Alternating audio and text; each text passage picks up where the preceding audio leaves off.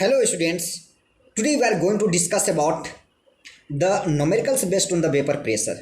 Actually in previous video I have already talked about the numericals that is related to the NCERT example 2.5. That was very important questions, and today we are going to discuss about the some special questions that is based on the lowering vapour pressure. So let's move further guys. तो मैं आपको यही बताना चाह रहा हूँ कि मैंने आपको ये क्वेश्चन करा दिया था, ठीक है, जो एनसीईआरटी के क्वेश्चन है. अब मैं आपसे जो करवाने वाला हूँ वो क्वेश्चन आपके पास किस लेवल का है देखिए. तो मैंने यहाँ पे जो आपके पास क्या क्या दे रखा है मैं आपको बता देता हूँ. आपके पास 50 ग्राम सुक्रोज है, 500 ग्राम वाटर है. आप जानो कि आपके पास WB की वैल्यू क्या कर रखी है, दे रखी है. आपके पास किसकी वैल्यू दे रखी है, W की वैल्यू आपके पास दे रखी है. ओके, किसकी वैल्यू है, WB. तो WB की वैल्यू आपके पास कितना है गाइज, तो आपके पास से 50 ग्राम, बिकॉज 50 ग्राम मेरे पास सुक्रोज है. अब इसका फॉर्मूला क्या होता है, तो आप जानते हैं कि सुक्रोज का फॉर्मूला कहते हैं C12 और क्या होते हैं S22 और O11 होता है. ये क्या होता है, इसका सुक्रोज का बेसिक सा फॉर्मूला होता है. ओके गाइज, साथ ही साथ आपके पास क्या दे रखा है, WA की वैल्यू दे रखी है और WA मेरे पास क्या है, तो 500 ग्राम वाटर है. क्या मेरे पास 500 ग्राम वाटर है. अब 5 ग्राम वाटर, तो इसका जो मेरे पास फॉर्मूला होता है H2 होता है. ओके, ठीक है ना. और इसके जो मोलर मास होते हैं वो कितने होते हैं, 18 होते हैं. और इसको गाइज मैं अगर बात करूँ कि इसका मोलर मास जो कितना होता है, तो इसका मोलर मास होता है 342 ग्राम पर मोल. ओके गाइज, मैं इसको आगे जाकर यूज करूँगा, इसलिए मैंने आपको बता दिया. चलो मैं आगे आपको बताने वाला हूँ कि और क्या दे रखा है इसमें. देखिए आपके पास क्या दे रखा है कि प्योर वाटर का आपके पास वेपर प्रेशर दे रखा है. It means that P not की वैल्यू भी आपके पास क्या कर रखी है, दे रखी है.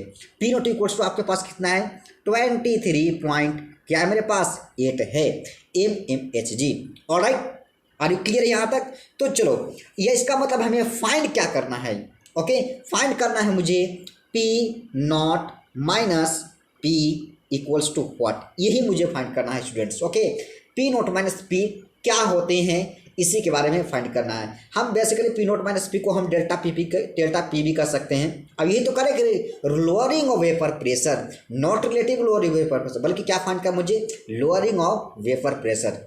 ऑलराइट गाइस, तो मैंने आपको ये बात बता रखा है. चलिए अब इस सारे जो मैंने दे रखा था वैल्यू, गिवन वैल्यू, उस चीज़ को हम पुट करते हैं क्वेश्चन को फाइंड करने में. तो देखिए आप बेसिकली से यहाँ पे आप बात सब समझ गए हो कि जो यहाँ पे जो मैं अगर नंबर ऑफ मोल्स अगर मैं फाइंड करूँगा किसके लिए, सुक्रोज के लिए, तो यहाँ पे कहने का मतलब कि NB.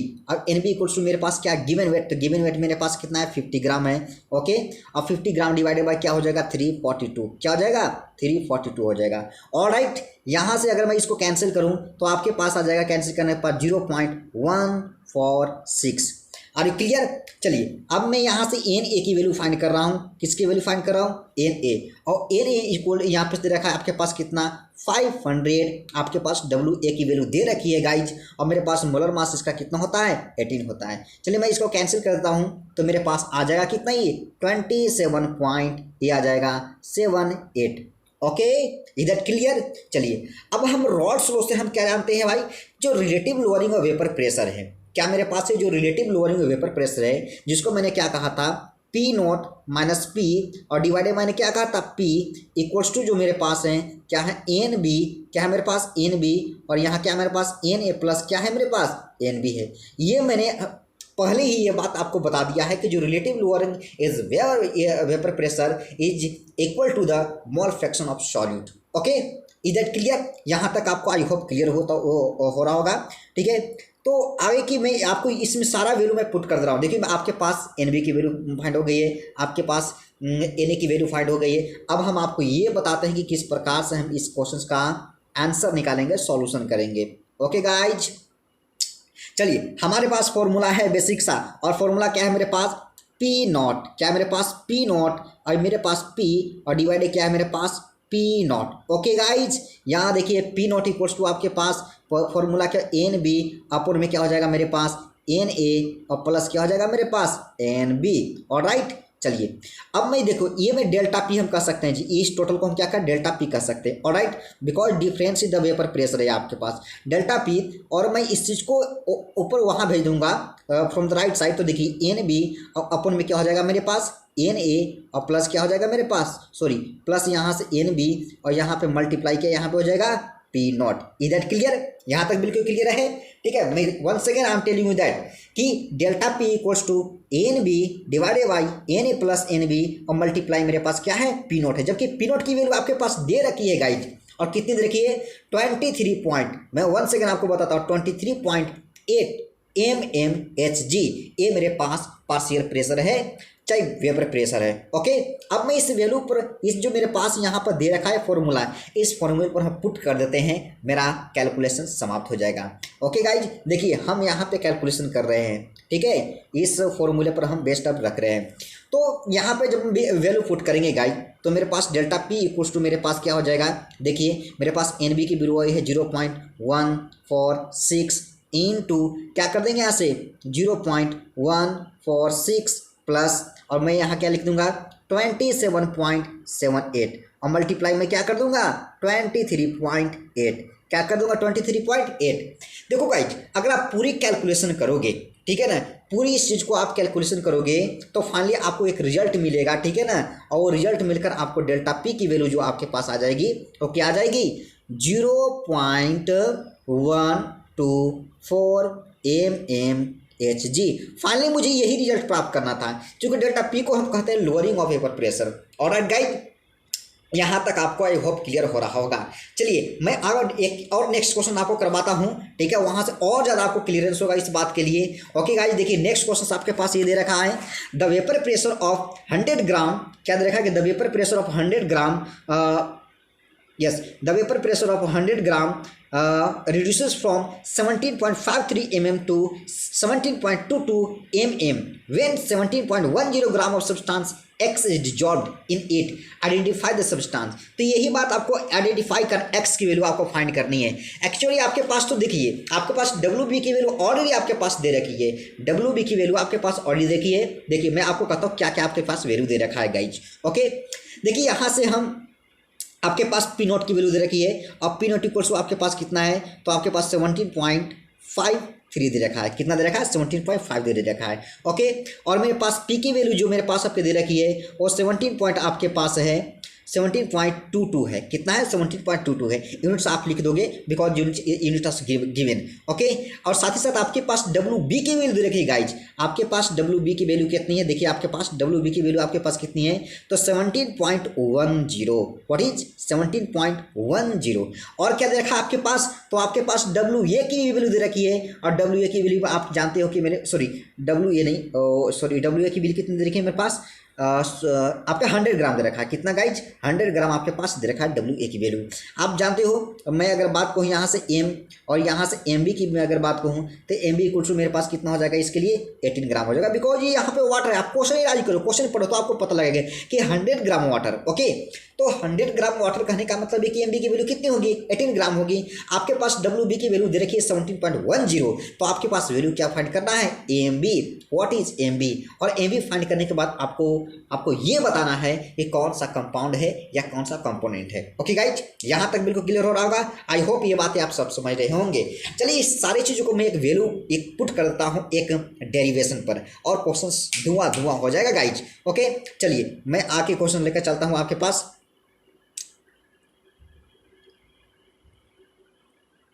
Yes guys, let's come. तो यहाँ से मैं आपको एक क्वेश्चन करवाने वाला हूँ वंस अगेन। तो ये देखिए, तो यहाँ आपके पास वैल्यू जो इस फॉर्मूला पर हम पुट कर देंगे, इस फॉर्मूले पर हम गाइज पुट कर देंगे पी नॉट, और यहाँ से हो जाएगा पी और डिवाइडेड मेरे पास क्या हो जाएगा पी नॉट। आप जान रहे हो कि वैल्यू क्या, फॉर्मूले क्या होते हैं, यहाँ होते हैं WB, क्या होते हैं WB होते हैं, और मल्टीप्लाई में क्या कर सकते हैं, यहाँ से कहते हैं मल्टीप्लाई में आपके पास MA हो जाएगा, क्या हो जाएगा गाइज MA हो जाएगा, और डिवाइडेड बाय यहाँ से क्या लिख सकते हैं, हम यहाँ से लिख सकते हैं MB, क्या लिख सकते हैं गाइज MB, और मल्टीप्लाई मेरे पास क्या हो जाएगा WA हो जाएगा। यहाँ तक क्लियर है बिल्कुल। देखिए अब मैं इसी फॉर्मूले पर सारी वैल्यू जो गिवन थी उसको मैं पुट कर देता हूँ, answer are obtained clearly. Okay, तो चलो मैं पुट करके आपको दिखाता हूँ। देखिए आपके पास देखा 17 पॉइंट गाइज यहाँ पे 53, और पॉइंट क्या देखा है 17.22, इधर क्लियर, और डिवाइडेड बाय मैं क्या कर दूंगा 17.53, बिकॉज मेरे पास पी नोट की वैल्यू दे रखी है गाइज। यहाँ से इक्वल्स टू हम क्या कर सकते हैं 17.10 इंटू क्या कर सकते हैं 18, देख लो बिकॉज 18 यहाँ से मल्टीप्लाई कर दिया और डिवाइडेड बाय में यहाँ पॉइंट लिख रहा है। ओके, तो यहाँ से m2 और इसके बाद हम क्या लिख सकते हैं 100। गाइज मैं एक बार 1 सेकंड कर रहा हूँ कि जैसे जैसे मैं बोलते जाता हूँ आप वैसा लिखते जाना, ठीक है, बिकॉज मेरे पास स्टाइलिश पेन नहीं है जिस कारण मैं यहाँ पे लिख नहीं पा रहा हूँ गाइज। ओके, तो कुछ ही दिन के बाद मैं उसका व्यवस्था कर लूँगा, तो फिर मैं ये बढ़िया से आपको बताने लगूंगा। फिलहाल में आप कॉपी और पेन लेकर बैठो, इधर पूरी क्लियर होगा। आई होप समझ गए बातों को। मैं यकीन दिलाता हूँ कि अगर आप ध्यान से पढ़ रहे होगे तो पूरी तरीके से क्लियर हो जा रहा होगा बात। एक एक न्यूमेरिकल्स एक एक पॉइंट आपको समझ में बात आ जाएगा, ठीक है। चलिए मैं तो यहाँ से आपको ये बताने का प्रयास करता हूँ कि इस फॉर्मूला पर अगर मैंने रख दिया तो मेरे पास कैलकुलेशन करके क्या आ जाएगा गाइज। ओके, कैलकुलेशन करने के बाद मेरे पास क्या आ जाएंगे, देखिए मैंने फॉर्मूला पर लिख दिया 17.10 इंटू क्या लिख दिया 18 और डिवाइडेड बाय m2, क्या लिखा है m2 इंटू क्या लिखा 100। अब देखो गाइज यहाँ से हमको क्या फाइंड करना है m2 की वैल्यू फाइंड करनी है। किसकी वैल्यू फाइंड करनी है m2 की वैल्यू फाइंड करनी है। ऑलराइट, यहाँ से बिल्कुल क्लियर हो रहा होगा आपको। तो देखिए अगर m2 इक्वल्स टू हम लिख सकते हैं क्या m2 इक्वल्स टू क्या लिखेंगे m2 इक्वल्स टू, तो m2 इक्वल्स टू हम क्या लिख सकते थे। अगर मैं बात कहूँ तो m2 इक्वल्स टू देखिए अगर मैं 17 पॉइंट यहाँ से जो मैं सब्ट्रैक्ट किया था, ठीक है ना, यहाँ से जो मैंने सब्ट्रैक्ट किया था 17 पॉइंट क्या 22, ओके 17.22 मैं सब्ट्रैक्ट किया था। और यहाँ से जब हम इसको सब्ट्रैक्ट करेंगे गाइज, क्या करेंगे सब्ट्रैक्ट करेंगे, तो आपके पास जो वैल्यू आ जाएगी वो कितनी आ जाएगी 17 पॉइंट और क्या आ जाएगा मेरे पास गाइज, मेरे पास 17 पॉइंट, साथ ही साथ मेरे पास आ जाएगा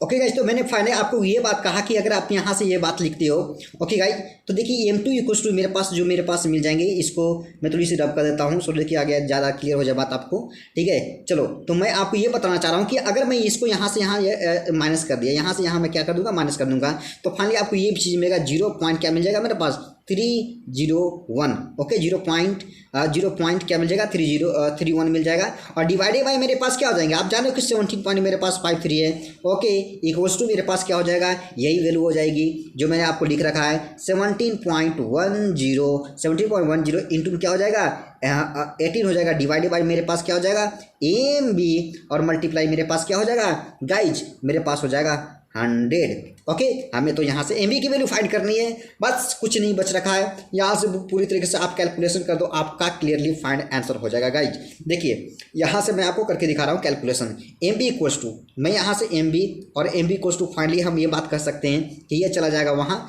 तो आपके पास 17 पॉइंट क्या हो जाएगा 10 हो जाएगा, इंटू को है क्या हो जाएगा मेरे पास 18 हो जाएगा, इंटू क्या हो जाएगा मेरे पास 17 पॉइंट क्या हो जाएगा 53 हो जाएगा। ओके 17.53 और डिवाइडेड बाय मेरे पास क्या हो जाएगा 100 और मल्टीप्लाई क्या हो जाएगा 0.31। ओके गाइज, यहाँ पर बिल्कुल आई होप आपको समझ में बात आ रही होगी। इधर क्लियर। चलिए मैं इसको कैलकुलेशन करता हूँ। कैलकुलेशन करने के बाद फाइनली आपको एक रिजल्ट मिल जाएगा, ओके गाइज, और फाइनली आपके पास जो MB की वैल्यू मिल जाएगी, पूरी कैलकुलेशन आप करोगे तो फाइनली आपके पास जो वैल्यू मिल जाएगी कितनी 174.05।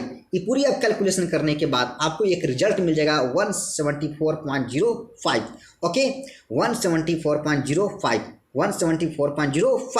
अब हम ये बात देखते हैं कि 174.05 किसके आसपास जो है मोलिकुलर मास है गाइज। ओके, तो हम ये बातें कहते हैं कि ये लगभग जो है ग्लूकोज के आसपास आती है, ग्लूकोज, और ग्लूकोज का फॉर्मूला क्या होता है C6H12O6 होते हैं।